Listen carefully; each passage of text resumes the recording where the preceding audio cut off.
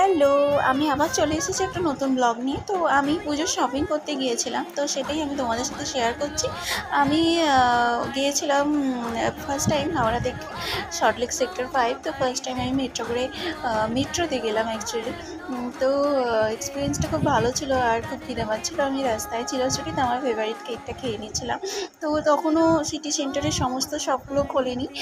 একটু একটু করে খোলা স্টার্ট হচ্ছিলো। ম্যাক্সটা তো ইচ্ছা ছিল, কিন্তু তখনও খোলেনি, বললো 11টার পর খুলবে।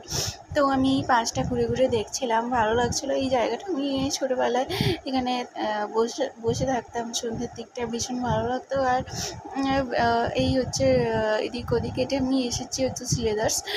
এখানে কিছু জুতো কেনার আছে আমার মা বাবার। তারপরে ভীষণ খিদে পেয়েছিল, ম্যাকডোনাল্ডসে একটুখানি খেয়ে নিলাম। সরি, এটা বার্গার কিংয়ের একটা বার্গার খেয়ে নিয়ে তারপরে এটা শ্রীরাম মার্কেটে কিছু কিনিনি, জাস্ট এসেছিলাম। আবার ট্রেন্ডসেও ঘুরে